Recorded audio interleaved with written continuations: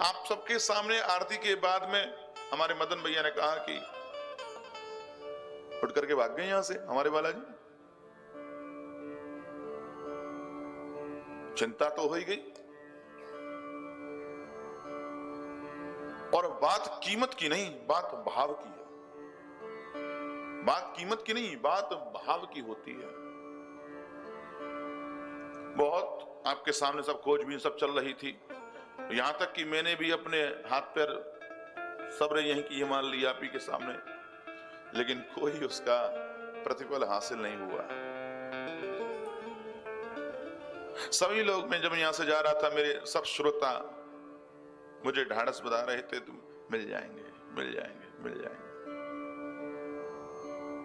और सब मन ही मन में भगवान से प्रार्थना भी कर रहे थे, हे भगवान आप मिल जाना, हे हनुमान जी आप मिल जाना। मैं जानता हूं आप सब जो भी उस समय उपस्थित थे, जिसने उस समय सुना कि यहां से बालाजी महाराज अंतर ध्यान हो गए, सबकी लौ लग गई, हे बालाजी महाराज मंगलवार का दिन तुमको तो आना चाहिए था, तुम भाग और गए। आज तो हनुमान जी का आने का दिन है, तुम भाग और गए। सब मुझसे कह रहे कि ब्यास जी मिल जाएंगे, मिल जाएंगे। मैंने कहा हाँ मिल जाएंगे, इसी थैली में ही होंगे, चिंता मत करो, इसी में होंगे। कक्ष में जाकर के देखा थे ही नहीं। भोजन पे आए तो हमारे श्रवण भैया, मदन भैया, अखिलेश भैया, आनंद भैया, सब लोग यहां बैठे हुए थे। उस समय सबको लगा कि अब मिलने की संभावना कमती है, क्योंकि उसमें भी नहीं मिले, दोबारा जाकर के व्यासपीठ पर भी देखे आए तब भी नहीं मिले। और मुझसे सब मेरे श्रोताओं ने, मेरे श्रवण भैया, आनंद भैया, मदन भैया, अखिलेश भैया, सब लोग बोले कि वो फोटो यदि आपके पास में उनका हो तो वैसे ही हनुमान जी महाराज हम आपको बनवा देते हैं, कल तक आ जाएंगे। मैंने कहा बात उसकी नहीं है, आप तो वो तो चांदी के थे, आप तो सोने की बनवा के दे दोगे मुझे, बात उसकी नहीं है, बात भाव की है। मैंने जिस दिन से श्रीमद् भागवत को कहना प्रारंभ किया है, उस दिन से वे बालाजी महाराज मेरे साथ में है, और आज अचानक मेरा साथ छोड़ करके कहां चले गए। मैं समझ रहा था कि ये मेरी श्रद्धा और विश्वास की परीक्षा चल रही है।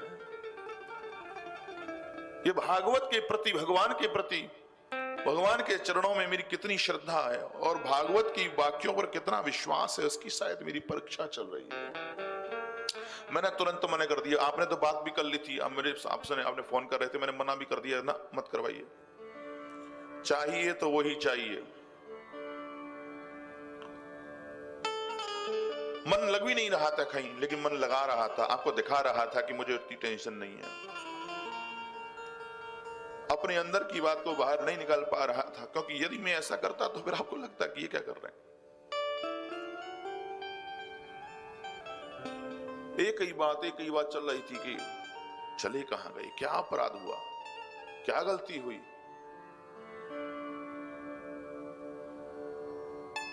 साढ़े 11 बजे करीब, मुझे शायद ऐसा याद है, राजू बाबू का शायद फोन आया था, उसमें मेरे भाई साहब ने उठाया था। पक्का मुझे याद नहीं है, 11:15 साढ़े 11 के आसपास की शायद कुछ बात होगी।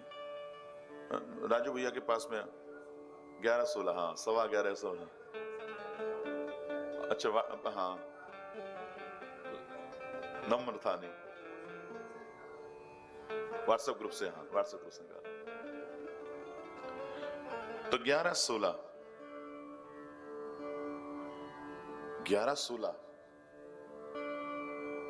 11 और 16 को प्लस करते हैं तो 27 होता है, और 27 को आपस में प्लस करते हैं तो 9 होता है,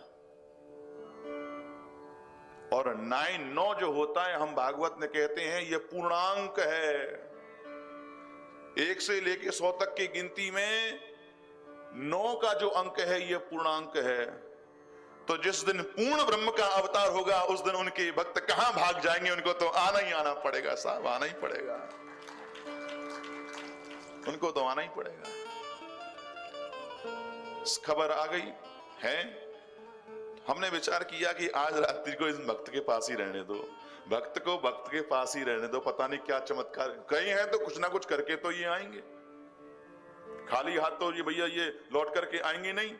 और देखो आए तो वास्तव में खाली हाथ नहीं आए, भागवत को लेकर के आए, हमारे पास में आए, इसीलिए गए थे, इसीलिए गए थे। भागवत से भागवत मिले तो भागवत की सफलता है। आप लोगों के मनोरथ सिद्ध हो, ये आपके लिए भागवत की सफलता है।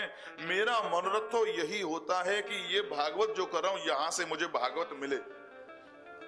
आप दक्षिणा देते हैं, जो भी कुछ कर देते हैं वो एक अलग चीज है, लेकिन व्यास के लिए भागवत का साफल्य जब ही है जब भागवत से भागवत मिल जाए।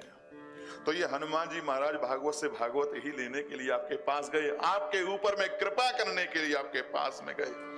और आपने ऐसे हनुमान जी महाराज के दर्शन तो बहुत किए होंगे जो पर्वत लेकर के जाते हैं, लेकिन हमारे पास में जो बालाजी महाराज हैं वो महाराज झाड़े वाले हनुमान जी हैं। एक हाथ में गदा है, एक में से झाड़ा लगा रहे हैं। तो पता नहीं कौन सा चमत्कार करके आए, ये तो आप ही समझ सकते हो, लेकिन हमारे लिए तो चमत्कार कर ही दिया। और हमारी जो श्रद्धा विश्वास की जो परीक्षा थी उसमें भी हमको पास कर दिया कि हमने ओके नहीं किया कि नहीं हनुमान जी आप दूसरे बनवाइए। बिल्कुल जो अपनी पूजा चलती आई है, कहते हैं यदि किसी विग्रह की पूजा 12 वर्ष तक हो जाए तो वो सिद्ध हो जाती है। आप मत करो, उसकी प्राण प्रतिष्ठा मत करो, कोई भी विग्रह हो उसकी प्रतिष्ठा मत करो। 12 वर्ष तक यदि आपने उसका पूजन कर लिया तो वो अपने आप में उसका प्राण प्रतिष्ठा उसकी अपने आप हो जाती है, वो सिद्ध हो जाती है विग्रह। वो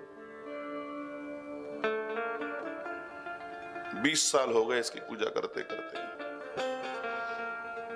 वैसे ये मेरे घर में उससे पहले से ही है, लेकिन मैं अपनी बात बता रहा हूं, मेरे द्वारा पूजित 20 साल से है, तो सिद्ध तो है ही है साहब। और वैसे भी उनके विषय में कहा गया है 4 जुग प्रताप तुम्हारा और 8 सिद्धि नव निधि के दाता है?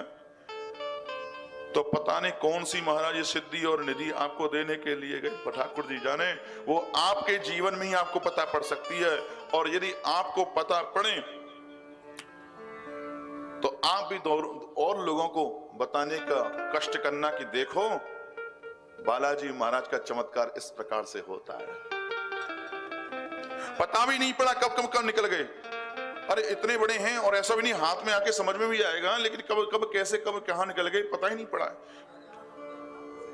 बताइए बताइए। हाँ वाह क्या बात है। हमारी हाथों से गए और हमें पता नहीं पड़ी, और प्रातः काल होती हमारी हाथों में आ गए। ये हनुमान जी का चमत्कार है। कृपा यहां भी हुई और कृपा वहां भी हुई, और कृपा आप सबके ऊपर भी बरसी, क्योंकि आपने भी लौ लगा रखी थी कि व्यास जी के हनुमान जी मिल जाएं, तो आपके ऊपर भी कृपा हुई। श्रद्धा और विश्वास की सफलता आपकी भी हुई, जो हनुमान जी महाराज सुबह प्रकट हो गए हैं। बोलो भक्त वत्सल भगवान की।